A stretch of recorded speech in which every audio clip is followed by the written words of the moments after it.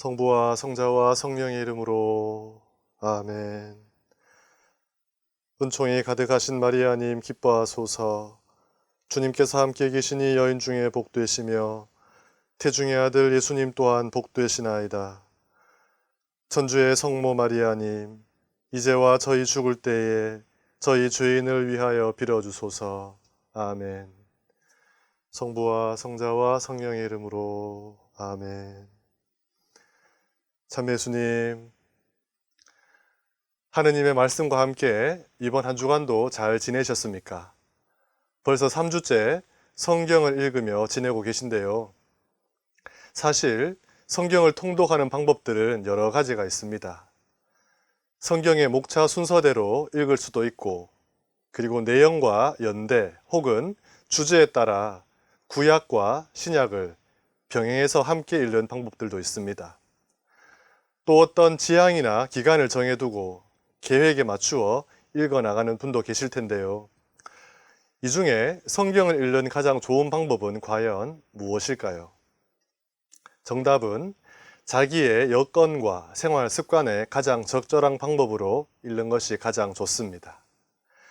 사실 가장 중요한 것은 성경을 얼마 만에 어떻게 읽느냐가 아니라 매일 꾸준하게 읽어나가는 것이겠죠. 지금 우리는 성경 전체를 40주간 동안 읽고자 하는데요.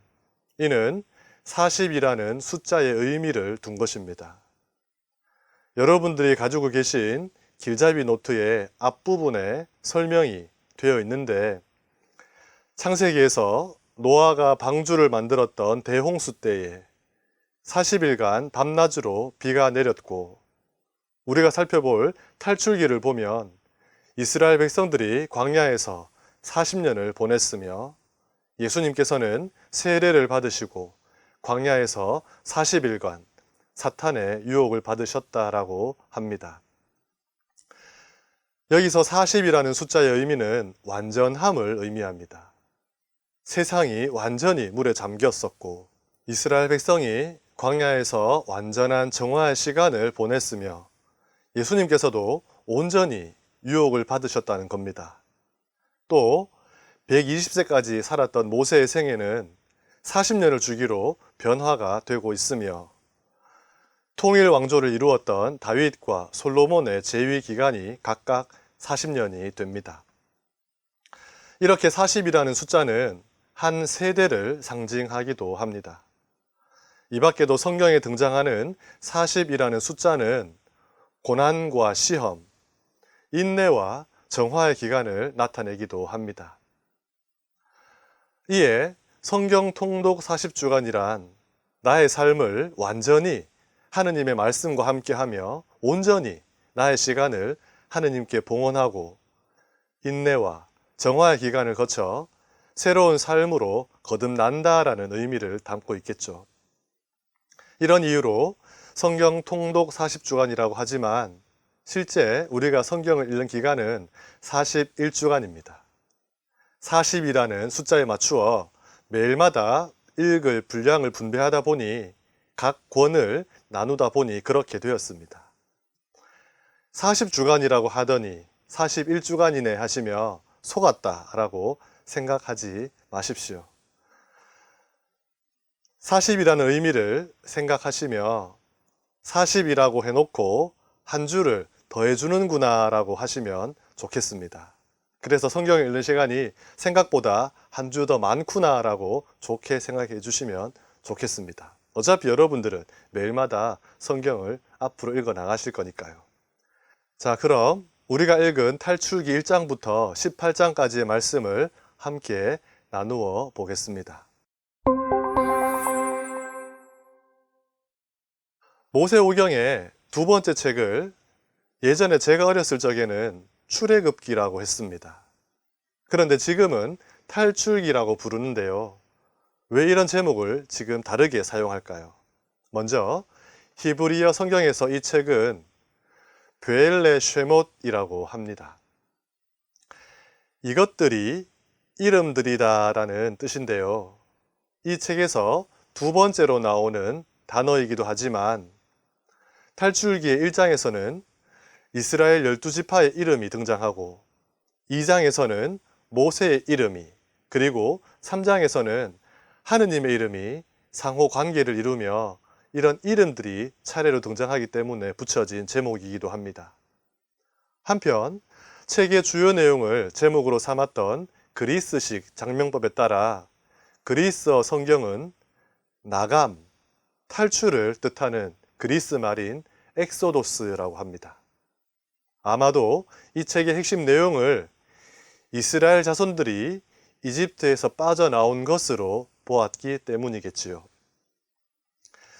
실제로 탈출기 앞에 15장에는 이스라엘 백성이 이집트를 탈출하는 이야기를 들려주고 있습니다. 이집트 탈출이라는 이 원체험은 이스라엘 백성이 하느님에 대해 알고 그분과 계약을 맺는 핵심 사건임에 틀림이 없죠. 그래서 하느님의 구원 체험이 담긴 탈출기를 우리는 구약 성경의 복음서라고 하며 탈출기를 중심으로 창세기와 나머지 모세오경이 연결되어 있다고 할 만큼 탈출기는 큰 비중을 가지고 있는 책입니다. 우리 성경에서도 예전에는 이집트를 탈출하는 이야기라 하여 출애굽기라고 번역을 했지만 그 탈출이 단순히 이집트라는 나라, 노예 생활로부터의 탈출만이 아니라 이스라엘 백성이 하느님 백성으로 영적인 탈출을 하는 내용을 함께 담아내고자 지금은 탈출기라 이름을 지었습니다. 전체가 40장에 달하는 탈출기는 다양하게 구분해 볼 수 있는데요. 먼저 장소에 따라 탈출하기 전에 살았던 이집트, 탈출 후인 광야, 그리고 하느님과 계약을 맺는 시나이로 구분할 수 있습니다. 또 다른 방식은 서술 방식에 따라 설화 양식의 이야기로 구성된 1장부터 18장까지와 법률 부분인 19장에서 40장까지로 구분해 볼 수도 있습니다. 지난번 모세오경에 대한 내용 때 말씀드렸다시피 이집트에서 노예 생활과 탈출, 그리고 시나이로 향하는 광야의 여정이 이야기 형식인 학가다이고 십계명과 율법 규정들, 특히 전례 규정들에 대한 내용이 할라카라고 보시면 됩니다. 이어서 하느님의 현존을 상징하는 성막을 건립하는 것으로 탈출기는 마무리가 됩니다. 여기서 생각해 볼 것은 이집트라는 지역으로부터의 벗어나 육체적으로 완전히 탈출하는데 2달 가까운 시간이 소요가 되었지만 시나이에 도착하여 하느님과 계약을 맺기 위해서는 거의 1년에 가까운 시간이 필요했다는 것을 우리는 생각해 봐야 합니다. 즉, 우리의 몸이 나의 악습과 병폐로부터 벗어나는 데 걸리는 시간보다 우리의 정체성과 사고의 전환이 바뀌어 하느님만을 섬기는 마음을 갖는 영적인 탈출을 위해서는 6배에 달하는 시간과 노력이 더 필요하다는 것을 우리에게 보여준다고 할 수 있겠죠. 이렇게 탈출기는 이스라엘 백성의 육적인 탈출과 영적인 탈출에 대한 이야기이며 동시에 모세라는 한 인물의 개인적인 탈출 이야기이자 이스라엘 민족이라는 공동체의 탈출 이야기이기도 합니다. 그리고 우리의 탈출을 미리 보여주는 이야기도 되어줄 것입니다. 그럼 지금부터 우리가 읽은 탈출기의 내용을 한번 살펴볼까요? 모세오경은 한 권의 책이라고 해도 무관할 만큼 5권이 서로 잘 연결이 되어 있는데요. 그러다 보니 창세기의 마지막 부분과 탈출기의 첫 부분의 자연스러운 연결을 위해 탈출기의 서두는 창세기의 마지막 부분을 다시 요약하는 역할을 해줍니다. 다시 말해 요셉의 도움으로 이집트에 정착한 야곱, 그러니까 이스라엘의 아들들의 이름으로 탈출기는 시작을 합니다. 이러한 시작에서 특별한 편집 의도를 엿볼 수 있는데요. 이스라엘 백성은 얼마 동안 이집트에서 살았겠습니까? 무려 430년이라는 시간을 살았습니다. 그래서 탈출기의 서두에 이스라엘의 아들들의 이름을 열거하며 430년이라는 긴 시간을 자연스럽게 이어줄 뿐만 아니라 앞으로 벌어질 탈출 사건에 12지파가 모두 참여하였음을 강조하기 위한 편집자의 특별한 의도라고 보시면 됩니다. 처음 70명의 이주로 시작된 이스라엘 백성들은 이집트에서 어떻게 지냈습니까? 자식을 많이 낳고 늘어만 갔다. 그들은 번성하고 더욱더 강해졌다. 그리하여 그 땅이 이스라엘 자손들로 가득 찼다라고 이야기를 합니다. 이 대목에서 우리는 종살이를 하고 있는 이스라엘에게 하느님께서 보란듯이 큰 일을 펼쳐 보이지는 않으셨지만 그분께서는 늘 당신 백성을 돌보시며 아브라함에게 하신 축복을 한결같이 내려주셨다는 것을 알 수 있습니다. 우리의 삶에서 특별한 이벤트가 매일마다 일어나지 않더라도 그냥 밥을 먹고 평소와 같이 일을 하고 숨을 쉬며 평범한 일상을 반복되게 살아가더라도 하느님께서 우리를 계속 돌보아 주시고 계신다는 것을 우리도 다시금 깨달아야 합니다. 지난주 창세기에서 베텔에서 꿈을 통해 하느님을 체험한 야곱의 말을 우리는 다시 한번 기억해야 합니다. 진정 주님께서 이곳에 계시는데도 나는 그것을 모르고 있었구나. 이런 말이 있습니다. 익숙함에 속아 소중함을 잃지 말자. 나의 건강과 나의 일상과 가족, 하느님, 당연하게 여기서는 안 될 소중한 것들임을 우리는 다시 한번 짚고 넘어가야 할 것입니다. 이렇게 확연하게 눈에 드러나지는 않지만 은근하게 지속되는 하느님의 축복으로 이스라엘 민족은 나날이 번성해 나갔습니다. 그러다가 요셉을 알지 못하는 새 임금의 다스림이 시작되고 이스라엘 백성들에게 위기가 찾아옵니다. 이 새 임금은 이스라엘 백성을 강제 노동으로 내몰아 억압을 하는데요. 이는 새로운 임금이 요셉을 알지 못했다는 것과 번성한 이스라엘 백성이 일으킬 줄 모르는 전쟁에 대한 두려움 때문이었습니다. 이것을 생각해 보면 요셉의 과거와 이스라엘 백성의 정착 배경을 모른 채 현재의 번성만을 지켜보는 임금이 미래에 대한 두려움을 갖게 되었다는 것을 알 수 있는데요. 여기서 저는 이런 생각을 해보았습니다. 어떤 사람에 대해서도 그리고 어떤 사건에 대해서도 우리 역시 잘 알지도 못하면서 지금 내 눈에 보이고 내 귀에 들리는 이야기만 듣고 섣불리 판단하고 경계하는 적이 얼마나 빈번하게 일어납니까? 충분히 그럴 수밖에 없는 이유가 있었고 또 그렇게밖에 못하는 사정이 있었는데 그것을 몰라 지금 내 생각대로 판단하는 경우는 또 얼마나 많았습니까? 이런 경솔한 생각으로 자신이 만들어낸 두려움을 없애기 위해 미리 단절해버리고 누군가를 억압했던 때가 우리에게도 있었을지 모릅니다. 이런 불필요한 두려움과 경계는 하느님을 대할 때에도 일어납니다. 우리가 하느님을 제대로 알지 못할 때 그분의 섭리와 뜻을 헤아리지 못한 탓에 스스로 겁을 먹어버리고 걱정하고 염려하며 자신의 삶을 억압하고 자신을 두려움의 노예로 내몬 적도 있을 것입니다.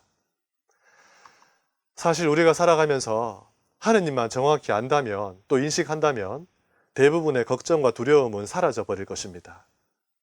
사실 저도 이 영상을 촬영하며 걱정을 너무나 많이 했었습니다. 제가 모르는 많은 사람들, 많은 교우들이 이 영상을 시청할 것이고 미국, 중국 등 다른 나라에 계신 교우들 뿐만 아니라 우리 교구의 신부님들, 특히나 우리 두 분의 주교님들이 이 영상을 보신다는 것은 저로 하여금 크나큰 두려움을 가지게 했습니다. 더군다나 저는 성경을 많이 공부한 사람도 아니고 전공자도 아니라는 것, 또 영상을 본 사람들의 댓글과 평가, 악플에 대한 걱정도 많이 했습니다. 이런 모든 두려움과 걱정들은 하나같이 하느님이 어떤 분이신지를 잊어버렸기 때문에 저 스스로 만들어낸 두려움이었죠. 내 능력, 내 지식, 내 힘으로 하는 게 아니다. 하느님께서 하시는 것이다. 이렇게 기도하고 스스로 다짐하며 하느님이 어떤 분인지를 알고 나서야 마음이 조금은 편안해졌습니다. 여러분도 만약 지금 가슴을 짓누르고 눈앞을 막막하게 만드는 걱정과 염려들, 또 두려움이 있다면 내가 그동안 하느님을 모르고 지낸 것은 아닌가 한 번쯤 생각해 보십시오. 하느님을 모르는 사람은 걱정을 하지만 하느님을 아는 사람은 기도를 합니다.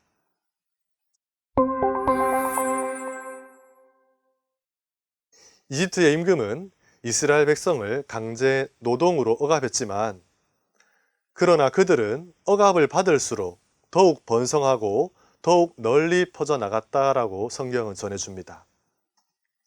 심지어 산파 시프라와 푸아를 시켜 남자 아들들을 제거하라고 명령을 했지만 하느님을 알고 경외했던 산파들 덕분에 아이들은 죽지 않았고 드디어 그 사이에서 모세가 탄생합니다. 임금의 명령을 따르지 않고 하느님을 섬기며 따르는 것이 이렇게 중요합니다. 사실 예수님의 가르침도 이런 것이 있었죠. 너희는 그래서는 안 된다 라고 하시며 세상의 이치와 세속적 가치관에 따라 남들이 사는 것처럼 적당히 그렇게 살지 말고 하느님의 뜻을 실천하며 하느님 나라를 살아야 된다는 말씀대로 이미 살았던 사람이 바로 시프라와 푸아처럼 보여집니다. 암흑의 시기, 레위 가문의 한 부부에게서 태어난 사내 아이는 석 달이 지나자 숨겨 기를 수가 없어 어머니의 결단과 누이 미르암의 기지로 이집트 공주에 의해 키워지게 됩니다. 이집트 왕궁에서 왕자로 자란 모세는 피부색과 겉모습, 즉 살과 피는 히브리 사람인데 자신의 신분과 위치는 이집트 왕자라는 괴리감 사이에서 아마도 정체성의 혼란을 느꼈을 것입니다. 이런 혼란 속에서 모세는 동족을 괴롭히는 이집트인을 죽여버렸습니다. 때리는 것을 보고 그 이집트인을 때려 죽이고서 모래 속에 묻어 감추었다. 그리고 다음 날 동족끼리 싸우는 것을 중재하다가 오히려 심한 반발을 받으며 결국 자신이 이집트인을 죽인 것이 발각되었음을 알게 됩니다.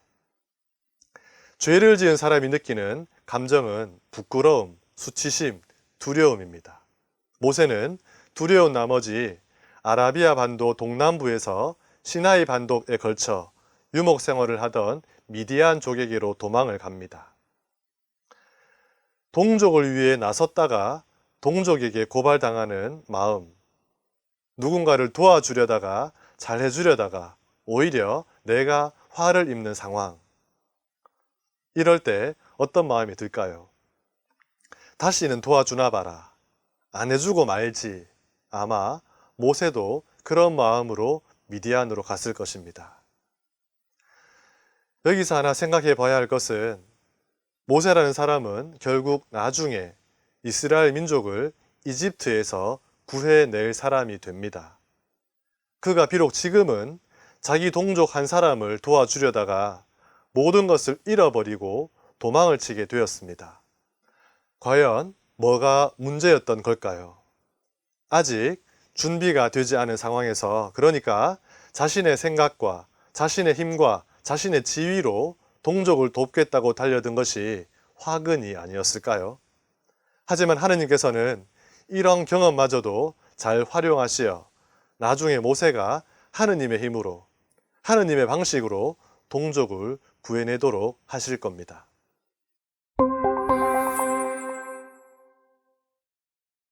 이렇게 미디안으로 도망친 모세는 한 우물가에서 남자 목자들의 분리로부터 여성 목자들을 도와준 것을 계기로 미디안 사제 르우엘의 사위가 되어 치포라와 결혼하여 이방인으로 살아갑니다.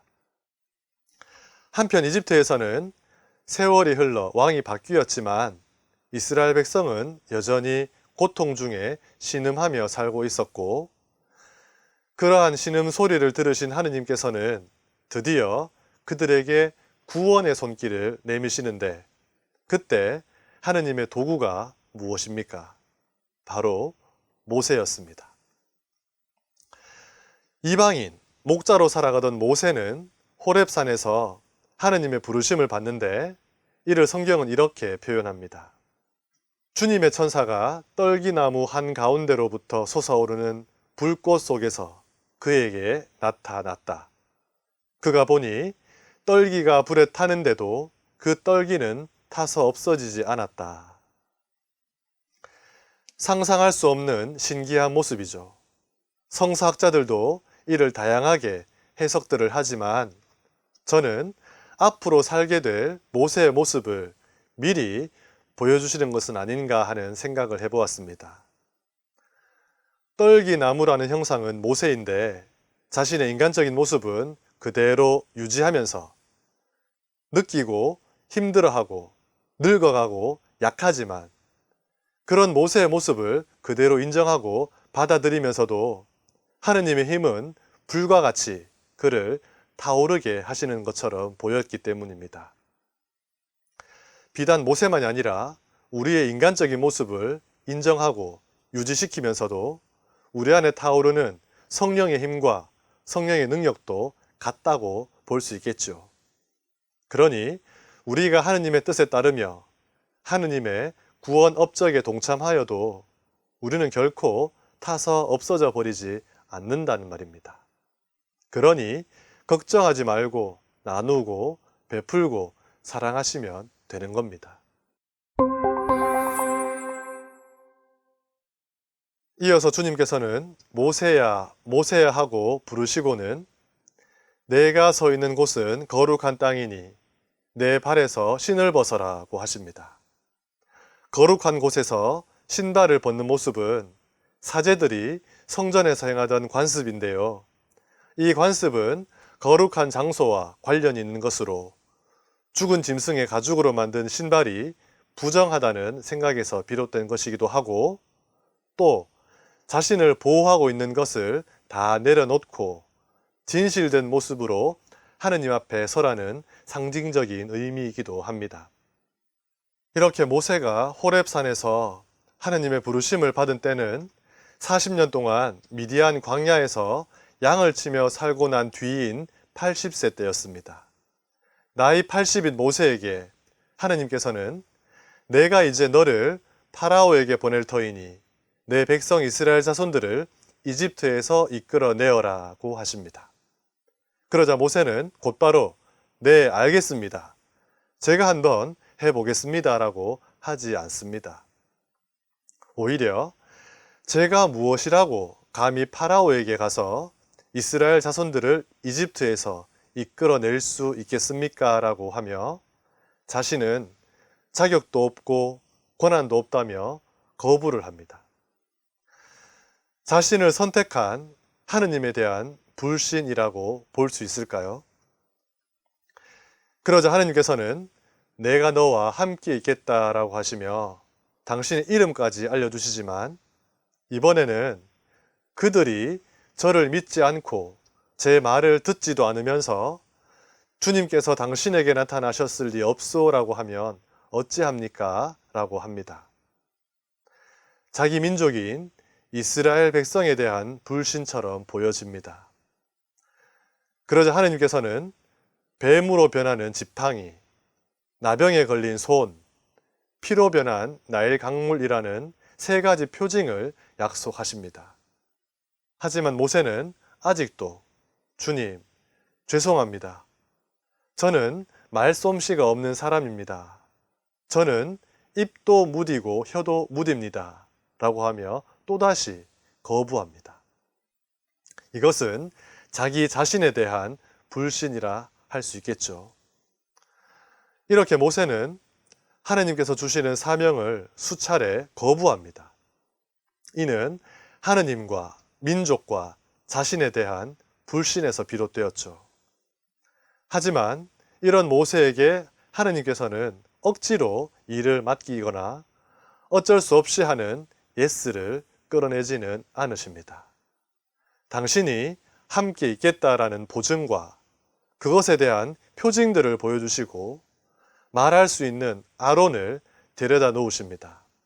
당황하며 거부하는 모세를 끊임없이 설득하고 타이르시며 모세의 응답을 이끌어내십니다.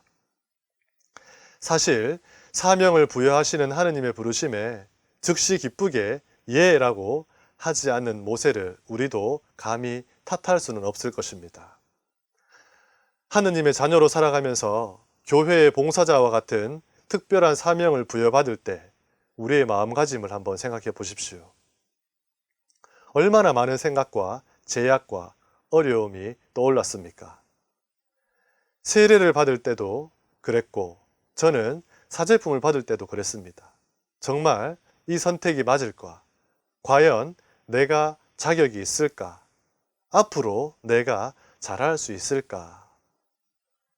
수많은 생각들이 우리의 선택을 방해하고 우리의 길을 가로막아 강단 있게 예, 하겠습니다 라고 했을 때보다 모세처럼 대답했을 때가 더 많았음을 고백하지 않을 수 없습니다.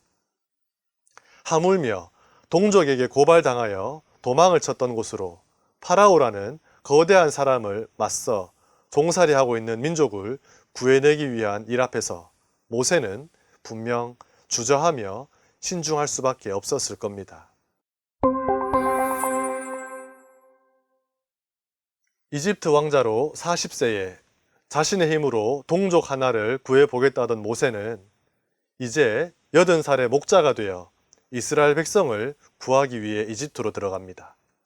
이제는 자신이 아니라 하느님을 믿는 사람으로 변화되어 과거 자신의 상처와 민족들의 아픔을 대면하러 용기를 내어 갔을 겁니다. 이제부터 하느님에게 파견된 자로서의 소명의 삶을 시작하게 됩니다. 가족과 함께 이집트로 간 모세는 아론과 함께 파라오를 찾아가 주 이스라엘의 하느님께서 말씀하셨습니다. 내 백성을 내보내어 그들이 광야에서 나를 위하여 축제를 지내게 하여라. 그러자 파라오가 그 주님이 누구이기에 그의 말을 듣고 이스라엘을 내보내라는 것이냐. 나는 그 주님을 알지도 못할 뿐더러 이스라엘을 내보내지도 않겠다라고 합니다. 이렇게 파라오는 주님을 알지 못합니다. 그리고 알려고도 하지 않습니다.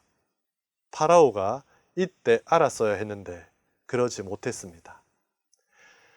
그러자 하느님께서는 당신을 알 수 있도록 재앙을 내리십니다.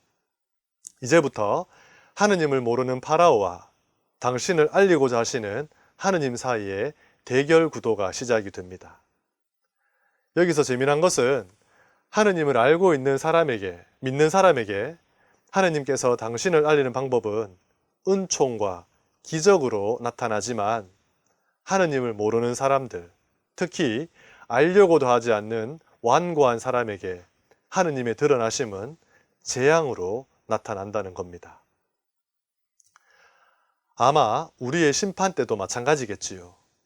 하느님을 알고 하느님 나라를 살며 영원한 생명을 희망하고 살았던 사람에게 하느님의 온전한 드러나심은 분명 은총으로 다가오겠지만 하느님을 모르고 살았던 사람, 하느님을 알려고 하지 않고 거부하며 살았던 사람에게 그 마지막 심판은 무서운 재앙으로 다가올 것입니다.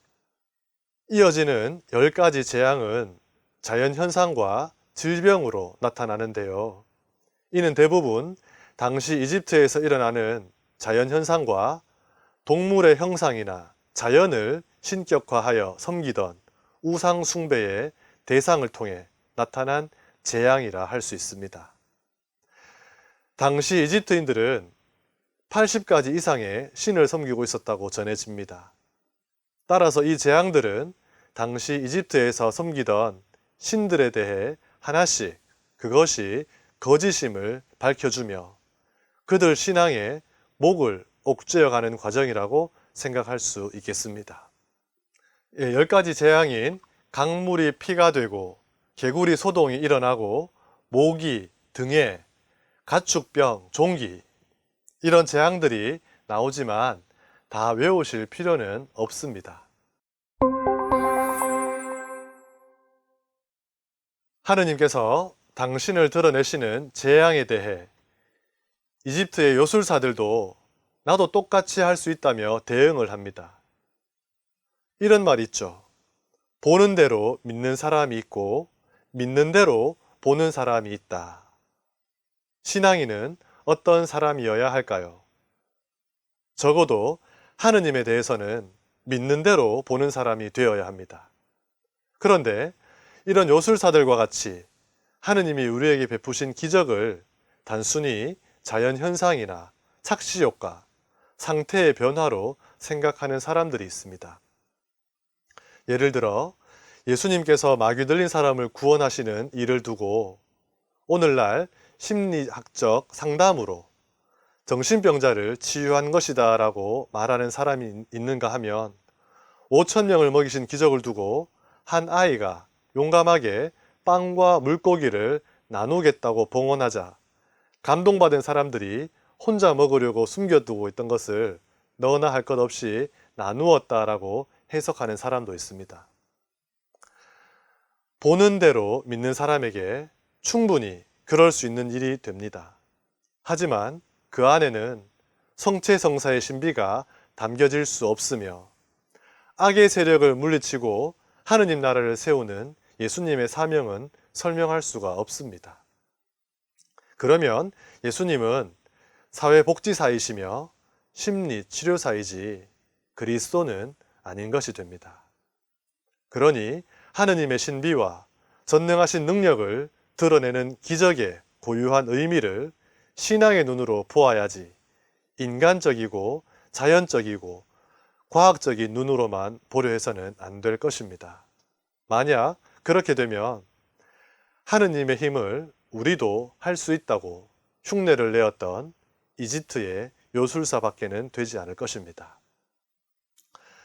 이런 10개의 재앙들 중 9개가 삶의 불편함과 위협을 주는 것이었다면 이집트의 모든 마다들과 맏배를 죽이는 마지막 재앙은 생명에 직접 관계되며 또 하느님께서 직접 주관하십니다. 특이한 것은 10번째 재앙이 예고되고 재앙이 내리기 전에 파스카 예식에 관한 규정이 자리하고 있는 것입니다. 이것은 이 책이 완성될 당시 이미 지켜져 오고 있던 규정을 먼저 제시하므로 그것을 지키지 않을 때 주어지는 무서운 결과에 대한 경각심을 불러일으켜 규정을 지키는 것에 대한 중요성을 강조하기 위한 구약 성경의 편집 방법이라 할 수 있습니다.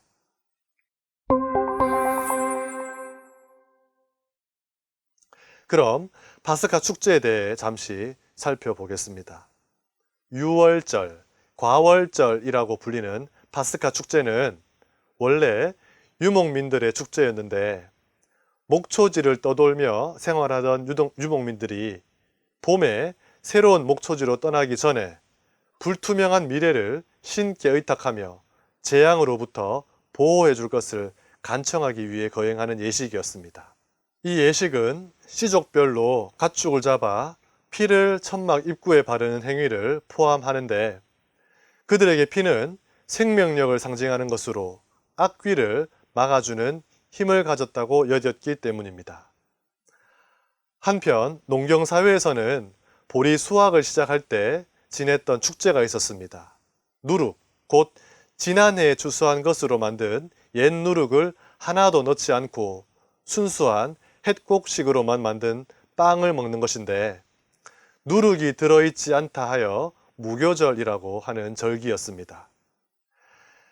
탈출기 12장의 파스카 예식에는 유월절과 무교절의 예식이 함께 등장하죠. 유목민의 축제였던 유월절과 농경민들의 축제였던 무교절은 서로 구별되는 것이었지만 이스라엘 백성이 가나안 땅에 들어온 후에 농경 축제를 받아들입니다. 따라서 두 절기 모두 옛 시대를 접고 새 시대를 연다는 의미로 서로 상통되었기 때문에 하나의 축제로 합쳐지게 됩니다. 이 축제에 탈출기의 원체험이 더해지며 이스라엘 백성이 거행해야 할 파스카 축제로 형성이 되어 갑니다.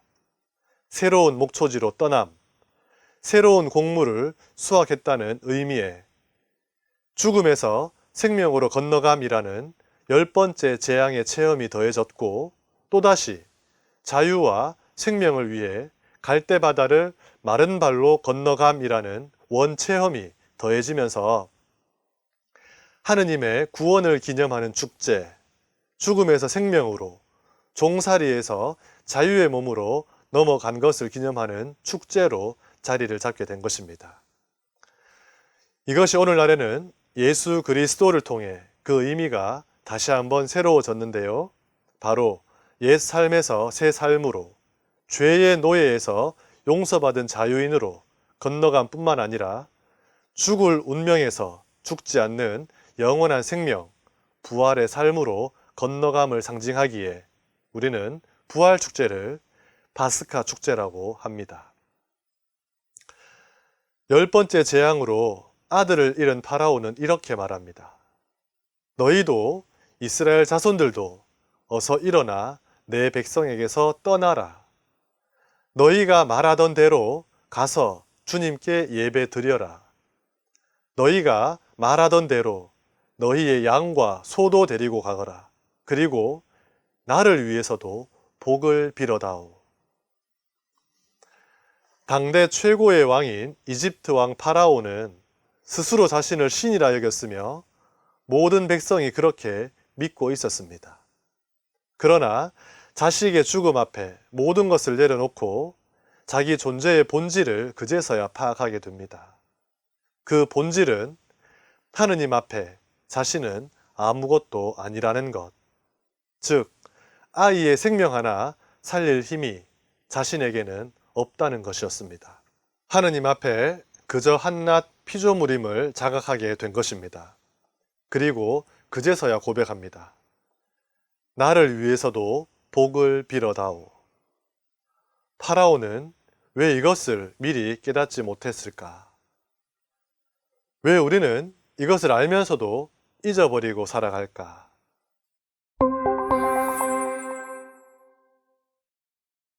자, 여러분은 이번 주에 탈출기를 읽으시면서 어떤 말씀이 와 닿았습니까? 저는 주님의 천사가 떨기나무 한 가운데로부터 솟아오르는 불꽃 속에서 그에게 나타났다. 그가 보니 떨기가 불에 타는데도 그 떨기는 타서 없어지지 않았다라는 이 말씀이 와닿았습니다. 불타는 떨기나무에서 모세의 삶을 미리 내다보았듯이 한편 저의 모습이 그러하기를 기대해 봅니다. 그냥 나무로 있으면 시간이 흘러 시들어 죽을 것이고 불에 타면 재로 변해 사라집니다. 그런데 불에 활활 타오르면서도 타서 없어지지 않는다는 것은 있는 그대로를 인정해 주시는 하느님의 자비와 인내, 그리고 그 불을 받아들이는 나무의 믿음과 순명이 함께 케미를 이루어서가 아닐까요? 성령의 불이, 사랑의 불이, 하느님을 보여주는 선교의 불이, 나라는 떨기나무를 통해 활활 타오르기를 바라며 말씀과 함께 한 주간 잘 보내시고 다음 주에 또다시 뵙겠습니다. 마침 기도로 영광송 바치겠습니다. 성부와 성자와 성령의 이름으로 아멘. 영광이 성부와 성자와 성령께 처음과 같이 이제와 항상 영원히 아멘. 성부와 성자와 성령의 이름으로 아멘. 수고하셨습니다.